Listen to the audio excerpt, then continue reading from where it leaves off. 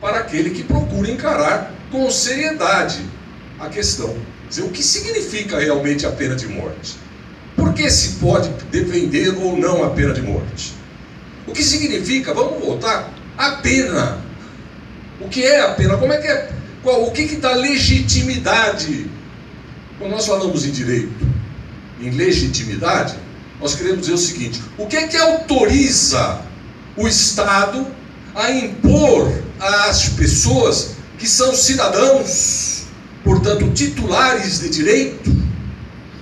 O que autoriza, o que legitima o Estado a impor a estes cidadãos uma sanção, uma pena que implica uma aflição, um sofrimento, um perdimento ou uma restrição importante de direito? Essa é a questão que nós devemos começar a responder ao nível que vocês estão hoje, porque vocês não são ou não devem ser argumentadores de botequim ou de balada. Lá você discute aí a música, discute lá o ambiente, aproveita para se divertir, toma as suas, mas na hora que começar a discutir pena de morte, se reserva. Olha, veja bem, vamos discutir, mas vamos verificar em que bases deve ser feita essa discussão. Eu sou estudante de direito, meu Deus do céu. Eu não posso sair por aí dizendo bobagens nessa área. Então, a minha proposta hoje com vocês é verticalizar, no sentido próprio do termo, o que significa essa tal pena,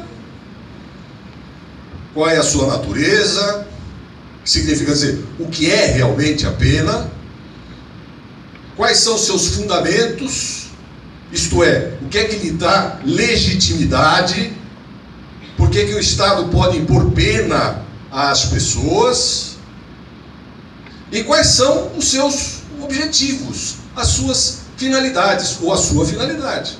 O que se pretende, juridicamente falando, quando se aplica uma pena, ou quando se promete a aplicação de uma pena ao autor de um crime.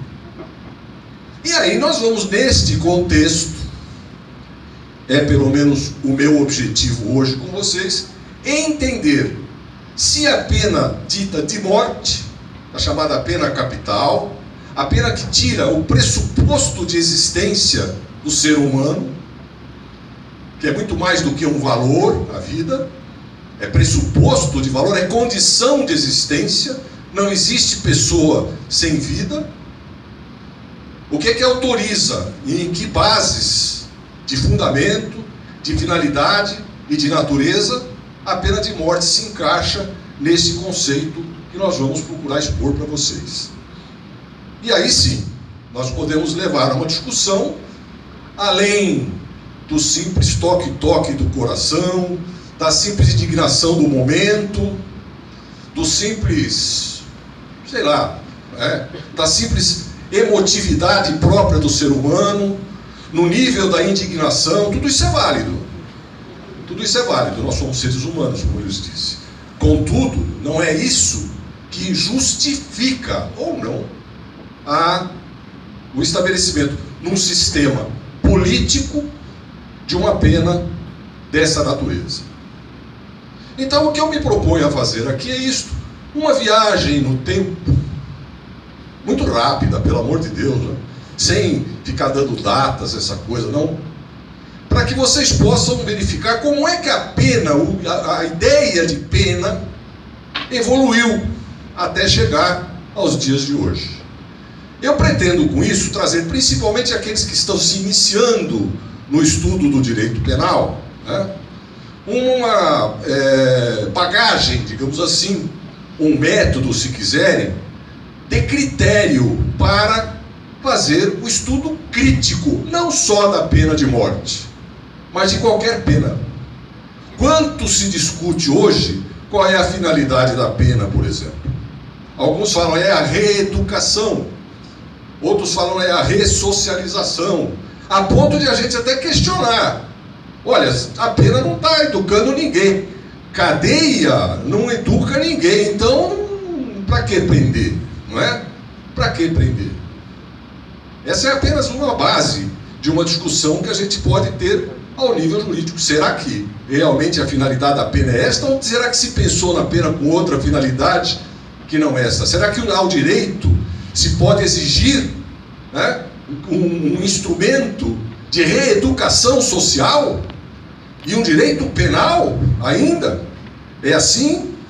É isso que eu quero refletir aqui hoje com vocês. Eu sei que depois desse ciclo espetacular, na minha opinião, de palestras que vocês vão ter, vocês irão se reunir, se dividir em grupos e vão debater os temas que estão sendo aqui propostos. Eu me arrisco a dizer que talvez este tema, a pena de morte, seja aquele que vai mais abalar as estruturas desses diálogos, não é? Então eu não vou avançar muito nos argumentos, digamos assim, costumeiros, aqueles que vocês ouvem todos os dias, a contra ou a favor da pena de morte. Eu dizia a vocês, se vocês quiserem saber se a pena de morte deve ou não deve ser adotada, os grupos devem dar um Google. Dá um Google. Vocês vão encontrar lá tudo o que se diz contra e tudo o que se diz a favor da pena de morte. Ah, a pena de morte não mete medo em ninguém. Não, mete muito medo em algumas pessoas. Ah, a pena de morte diminui a criminalidade. Ao contrário, não vale nada, não tem nada a ver com a criminalidade. Ah, a pena de morte tem um problema de erro judiciário, se é um erro irreversível. Tu fala, bom, mas erro judiciário não é sempre irreversível em qualquer circunstância. E por aí vai. Isso está no Google. Então, os grupos que me perdoem, mas a minha proposta vai no sentido de dar uma base científica com a qual vocês podem trabalhar não só a pena de morte, mas as outras modalidades de pena, e naturalmente aí vocês se convençam como quiser. Eu disse, inclusive, ao professor Edson, quando ele me convidou, se você pretende me levar para um grupo que vai discutir se é contra ou a favor da pena de morte, o grupo a favor vai ficar furioso comigo, porque eu vou alimentar o grupo contra, porque todo mundo sabe no Brasil que eu sou contra a pena de morte, né?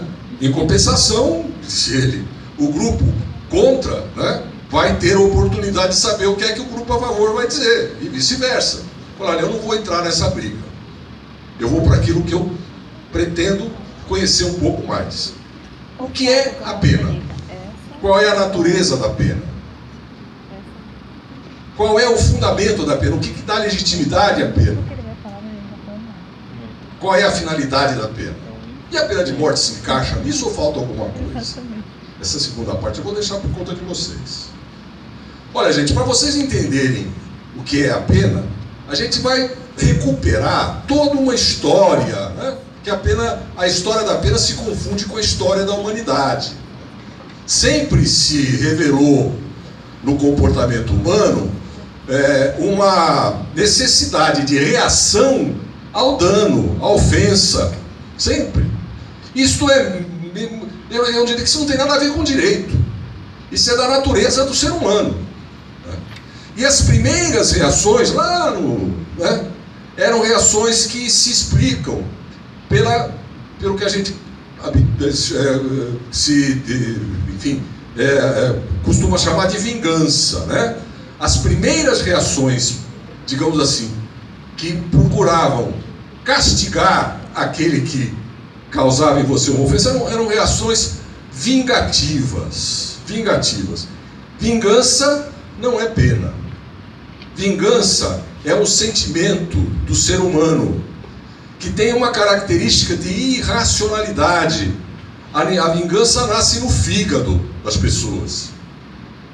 Então, naqueles tempos, quando as respostas eram vingativas, tão somente vingativas, quando alguém praticava uma ofensa contra outra pessoa, logo emergia aquilo que é mais significativo na vingança, que é a vontade de destruir e as ações de destruição do ofensor.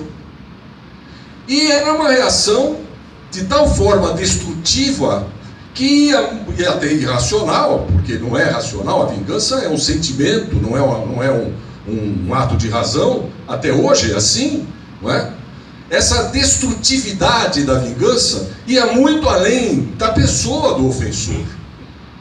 E não tinha muito a ver com a importância da ofensa, não, né? O sujeito pisava no pé do outro no meio da rua, se isso fosse suficiente para despertar o espírito vingativo dele, ele destruía aquela pessoa, o pai daquela pessoa, a mãe daquela pessoa, o gato, o cachorro, a minhoca, tudo o que pudesse lembrar aquela pessoa. Essa é uma característica da vingança. Ela vai muito além da ofensa, seja no sentido do castigo que se impõe, seja no sentido das pessoas que são afetadas pelo castigo. E a vingança, psicologicamente falando, ela tem um outro efeito, além da destrutividade, digamos assim, incontrolável. Ela produz reações vingativas. Ou seja, o vingado se vinga do vingador, que retorna vingativamente contra o vingado.